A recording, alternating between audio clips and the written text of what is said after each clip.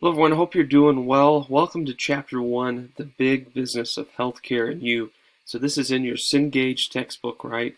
Applied Law and Ethics, and this is your first lecture that we've done together. So um, I really enjoy the textbook. I think I've gotten a lot out of it since I've read it. It's got some great information in there, and it's really closely related to healthcare, and I think all of you are really going to enjoy that from the component that we look at from the perspective of law, right? How that relates to healthcare and some of the really, really tough situations that we might deal with and what we have to protect us and the patient for that matter. So let's jump into the material. There's also another lecture in this, of course, module, so be sure to take a look at that as well, depending on the needs of the course. So let's take a look.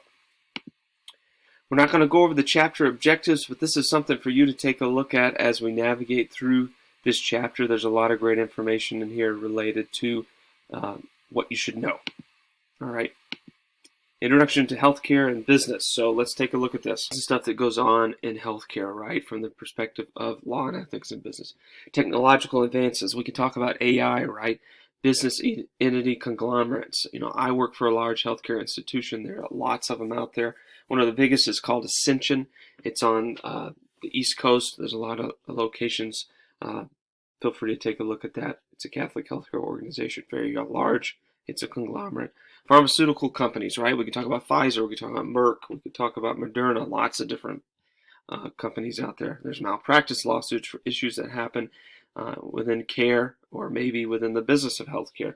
And healthcare keeps changing. There's evolution, how we provide care, a lot of different things that have changed over the years, and it makes it really complicated from a law perspective in order to really understand what direction to move in. So there's always competing interests regarding quality of care and financial gain. So that's how our system is set up.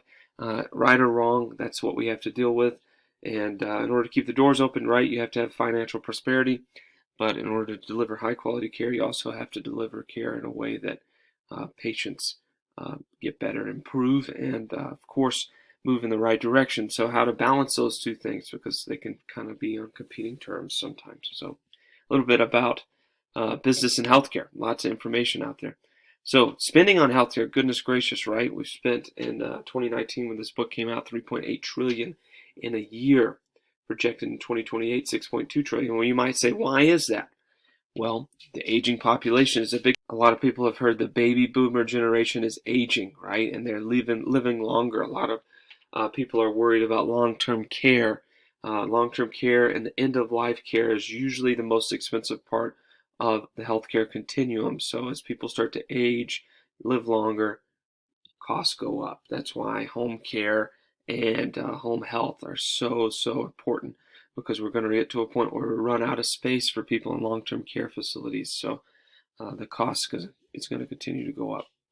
The front line, right, is you deal with the patients from a day-to-day perspective. As a PTA, you're going to be dealing with patients who have to go through the system in order to be seen, right? The challenge that they have getting scheduled, the challenge that they have just seeing a professional in this day and age, whether it's access to care, having the right medical coverage, issues from making sure that they're taken care of. It's just very difficult for patients. So we need to be the best professional that we can be, and that means giving efficient and effective service, being professional, and working really to understand the patient's needs, and that'll prevent complaints, lawsuits, violations, mistakes. Part of our understanding needs to be, we need to understand the law, and that's what this course is for. There's regulations, protocols, and we need to be appropriate for patients. And a lot of the information that we're going to learn in this textbook and in this course is really going to help you in your future careers. So what is standard of care? You should know this. It's a test question. Standard of care, the standard to be delivered, and what is scope of practice? So standard of care, right? When you think about standard of care, what do you think about? So when I think about standard of care, I think more about information related to what is the standard, and I'm kind of repeating the term, but what is the standard of care delivery that occurs in a given field? So for a medical provider, right, the standard of care for a certain diagnosis might be something that someone's already done and proven successful on. So That's the standard of care. That's what's put out there in research, and that's what you should adhere to. Scope of practice is determining what, based on your licensure and your skill set, what you can do in relation to caring for the patient. So a nurse's scope of practice, of course, is less than what a medical provider would be. A physical therapist scope of practice is going to be more than what a PTA's could be. So there's certain information there in regards to knowledge that you should be aware of, and I'm sure you've all heard of these already. So, importance of knowledge, again, documentation of skill, licensure, registration, and certification. Know the differences between the three and the purpose. I'm not going to go into this here, but it's pretty standard. So make sure you understand the differences: licensure, registration, and certification. Here's an example. We have medical assistants that are registered, and we have medical assistants that are certified. And there's two different areas there from the relation of what they're allowed to do in the workplace. And my full-time job, right? We only have certified medical assistants, but we're getting to a point where we can't find enough, right? So we're looking at, hey, how do we have the MARs start so we can have more access to care and then help them receive their certification over time. So that's just a practical example of the difference between registration and certification. All right, we're not going to go into the knowledge check. You can for sure take a look at that from the perspective of this module. So personal provider protection. So providers are liable for their conduct in the workplace, right? Some terms that you need to understand in relation to that is being vicariously liable. What is an agent? What is a reasonable person? What is respondeat superior? And what is negligence? We're going to concentrate on two because these are going to be seen in your exam. Respondeat superior and negligence. Respondeat superior is a Latin term. That's why it's hard to pronounce, even for me. But it means let the master answer.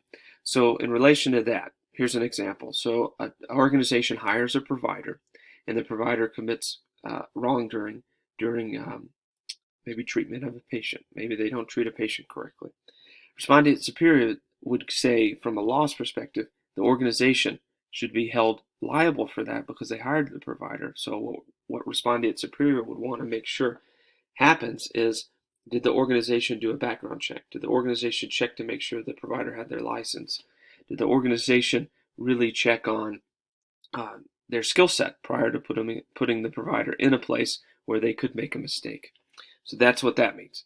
Negligence is right when a provider, I'm continuing to use providers, but we could talk from the perspective of many different professionals, but negligence is more along the lines of doing something and not following through with the in relation to the consequences. So a provider goes into treating a patient, makes a mistake, and really doesn't take the time prior to treatment to potentially read some documentation from past experience. Maybe they didn't look at the EHR to determine whether or not this was the right step. Maybe they gave a drug without looking at the prescriptions that the patient already had and gave them an overdose based on something they were already taking. That's kind of an example of negligence. So know those two, know the whole list, but really know respondeat superior, negligence. I gave you two examples there, but there's a lot of different variations that you can take a look at. There's a lot of patient protections, right? In healthcare, licensing, right? We want to make sure our people providing care are licensed. Licenses are maintained by state boards. People can revoke. People can have their license revoked. I almost corrected myself, but that's of course the case.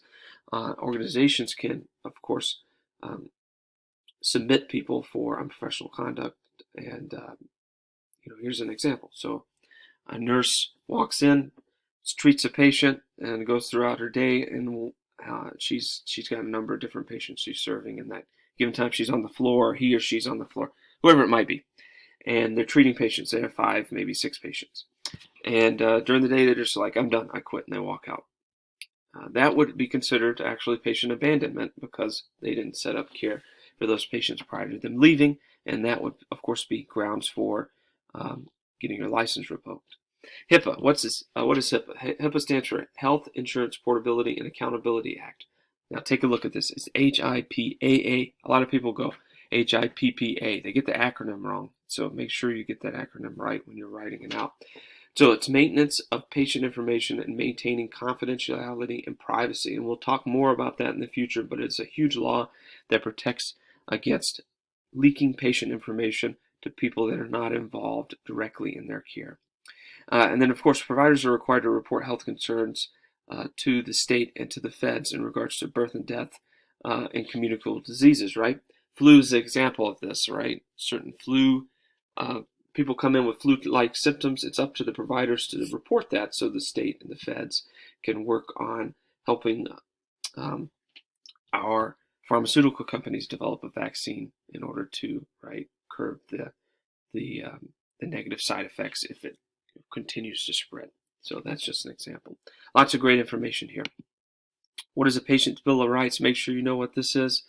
Of course, patient's bill of rights is not always required by law, but it outlines the right to choose treatment, right to consent, right to refuse treatment, right to be informed, yada yada. These are usually within healthcare facilities, so each organization can have a different bill of rights. I know my organization has a patient bill of rights. We have legal entities, right? Those who deliver care. So organizations that deliver care are considered legal entities, and they can be a variety of different things. They can be LLCs, professional associations, partnerships, sole proprietaries. They can be partners. They can be a number of different things. This is not really super important, but it's something that you should be aware of. Now, I'm going through a lot of these slides. Some of them I'm going to go through a little bit quicker because some of them you're not going to need to know as much about. You can read over it in the chapter, so I don't want to bore you because there's another lecture as well that I want you to take a look at that's more of a broad overview. So we're going to go kind of quickly. We only have a few minutes left. I'm not going to go through every slide here, but here's an important term that I want to talk about: managed care. So there's some differences in healthcare insurance, right? You have ways that health insurances are trying to meet the needs of the community. So the feds really have put some pressure in recent years on health insurances, and part of that is, hey, how do we keep our patients out of the hospital system?